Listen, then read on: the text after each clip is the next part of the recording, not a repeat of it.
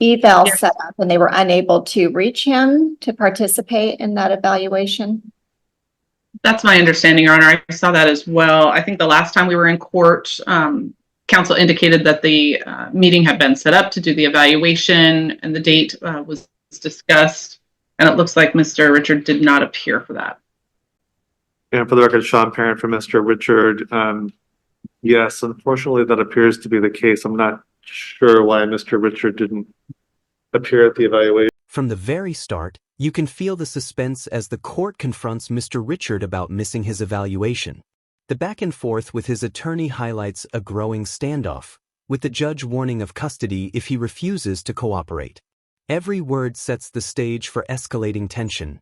You can practically feel the courtroom holding its breath. So, Mr. Richard, we've been waiting for you to talk to one of the doctors, and we've been setting this case over for that to happen. When you were here on April 8th, we discussed that you were scheduled for that appointment on April 24th. So I know that you were aware that they had you calendared. Mr. Richard, why didn't you show up for that appointment? Well, that was an assumption. I wasn't aware of anything. Well, you were at the hearing when we talked about it, so. I don't recall. You participated on Zoom on April 8th, and we discussed that your evaluation was calendared for the 24th of April. Was there anything signed for confirmation? Well, your attorney has been working to get that set up. So. Well, I haven't talked to anybody. Mr. Parent, have you been in contact with Mr. Richard? Looks like my office, we tried to reach him to make sure that he appeared at the evaluation, but we are unsuccessful in reaching him. Do you have proof of that? Yes, I have my colleague's notes that we tried to get a hold of you. And what was the number? I'll tell you in just a moment. So, Mr. Richard, we have the phone number that ends in 1752. I'm talking about the number you supposedly contacted the defendant on. Yeah, you're the defendant, and it's the phone number that ends in 1752. That's an assumption and presumption. I'm not nobody's defendant. I'm authorized representative of that account. Okay, so Mr. Richard, the thing is, if you cannot participate out of custody, the court may have to set bail and have you. Now the stakes get real. The charges are laid out: driving with a suspended license and operating without a functioning ignition interlock. Mr. Richard tries to question the process, but the judge calmly asserts authority.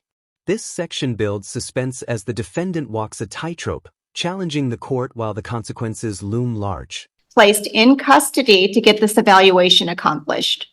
So when you are informed of the appointment and then you choose not to appear, the court interprets that as a willful violation. Under what law are you saying that I could? What charges? What are the charges? We've gone over that. You have been told that you are charged with driving while license suspended and driving without an ignition interlock device. So I understand you disagree, but at this point we need to. I don't disagree with none of the facts. I said, what was the date? The date of the driving? Is that what you're asking? Well, I don't drive, so I'm trying to figure out the date you have on file. June 4th, 2022, Your Honor, is the charge date. Thank you. Okay, and have I been charged with anything? Yes. And what is it? What are the charges? As the court just read aloud, driving while license suspended and driving without a functioning ignition interlock. And is there a witness that you can bring to attain to that? Those are the criminal charges. You also were cited for not having insurance. Yeah, but do you have a witness? Yes, the city has witnesses. We have the officer that will be testifying. The officer. Okay, well, can you read the police ticket on the record? We're not having a trial today. We're trying to figure out whether or not you are competent and able to proceed in this matter, and that requires that you speak to a doctor. But that is what we're trying to accomplish. And Mr. Richard, if you refuse. Can you explain? Here, the tension hits another level. Mr. Richard demands to know the nature and cause of the action, citing his Sixth Amendment rights. The judge explains the charges and the need for a competency evaluation. The courtroom drama is palpable, showing a legal battle between procedure and defiance, and leaving viewers on edge about what will happen next. I don't understand, so can you explain to me how We've explained this to you previously, so what I'm going to ask you is whether or not you are going to comply with meeting the doctor out of jail, or does the court need to set bail and have you booked into custody so they can talk to you there? That's not what I'm wanting to do. I would like you to cooperate and have this case proceed with you out of custody. Well, I need some type of contract to obtain to whatever you're asking, because I have questions and you're not answering them. Are you willfully not answering any questions? Your Honor, at this point, I think given the track record of Mr. Richard and his unwillingness to comply, the city is going to be asking that the court set bail and remand him on that bail to have the evaluation done in custody. Mr. Richard, can you assure the court that you will come to an out of custody evaluation? I will agree to anything if you guys can tell me the nature and cause of this action. My Sixth Amendment right. I need to know these things before we can move further. Are you refusing to tell me? I didn't quite hear your question. What are you asking? I need to know the nature and cause of this action. I need to know that before we can move forward. Yeah, I believe that the court has told you that you're being charged with driving a license suspended in the third degree and operating a motor vehicle without an ignition interlock device. Okay, well, I have a question for the judge. What's that, Mr. This is the showdown. Mr. Richard questions the judge's authority and invokes constitutional arguments, pushing the limits of courtroom protocol. The judge remains firm, explaining options and consequences, including bail and potential custody. Every exchange escalates the tension, creating a moment of high drama where the courtroom balance hangs by a thread. Richard? Hello? Mr. Richard? Hello? Or can you hear me? Yes, I can hear you. You should sit down, and then instead of having me facing you at the clouds, you should participate in this hearing. Thank you. So every time we have a hearing, you ask these same questions, and we've explained to you that you're facing criminal charges and that we need to have the doctor speak to you. And so right now, your option is whether or not, as your attorney said, you can agree to meet with the doctors and stay out of jail to do that, or the court will have to remand you into custody so that they can So talk to you basically, while you're you're telling in me you're jail. refusing to answer me. You're refusing to answer any questions? That's what you're saying? Because I just have questions. All right, does Hello? not. Mr. Richard? We've answered your questions. We're going to proceed at this point. I'm going to. I didn't even ask the question. So how did you answer it? That's what I'm saying. Are you refusing to answer the questions? What do you want to know besides what you're charged with? What was your other questions? My other question was, did you or did you not take an oath to uphold the Constitution? Can I just get a yes or no? That would be a yes.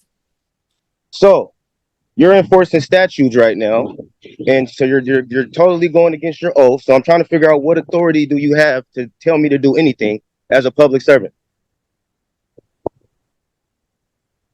Can you answer that question, please? Mr. Richard, I am authorized by the revised Code of Washington to sit in this court. I'm duly appointed to be a municipal court judge. I've taken my oath. You're charged with a violation of the RCW and the Lake Forest Park Municipal Code. Why are you enforcing statutes if you took an oath to uphold the Constitution? I know you don't think that it applies to you, but it does. So I didn't say it didn't apply to me. I'm I going didn't to say it set didn't apply bail to me. in this matter at You're making $10,000. assumptions, ma'am. You're making assumptions, ma'am. I never said it didn't apply to me. But we both know here that the Constitution is not for me. It is for the public servants. So I don't know why you're making assumptions and presumptions. All I had was questions, and you're just going around me. So, Mr. Obfuscation Parent, is I'm a going big to thing set now. bail at $10,000 and we're going to end this hearing, Mr. Richard. You can, The resolution lands hard. Bail is set at $10,000, and an in-custody evaluation is scheduled to ensure compliance. The courtroom closes with a firm reminder that process and law take precedence over defiance. This final stretch neatly wraps up the confrontation while keeping the intensity, leaving viewers with a sense of closure but reflecting on the conflict. Don't forget to like the video, subscribe to the channel, and we'll see you in the next video. report to jail. You can come in, but we are trying to do this without you having to be in custody, but you are refusing to cooperate. I didn't refuse anything. I was never put on notice, so I didn't refuse anything. Well, Everything you're doing I right know now you is were put because on you want to notice do at it. our last hearing, so that's on the record. So What's I on the know that record? to be false, Mr. Richard. So that So is the status of this case. everything that I asked you, am I wrong? Is that Yes, what you're saying? yes, you're wrong. So we're I'm going to wrong. this and we are done on this matter. Mr. Parent, if he does reach out to you and something can be arranged for them, but right now the doctors have tried twice to contact you and you've taken a spot that would have been available to someone else. So we need to progress this matter and that bail will be set and we'll continue with an in-custody hearing date when you are booked. A warrant will be issued. And upon the booking, Your Honor, would the court consider amending the competency evaluation order to reflect in custody, just to kind of expedite that process? Yes. For the record, the judge is willingly going against public policy. So on here and there, you're held liable for everything you do from here on out. All right. Thank you, Mr. Richard. For the record.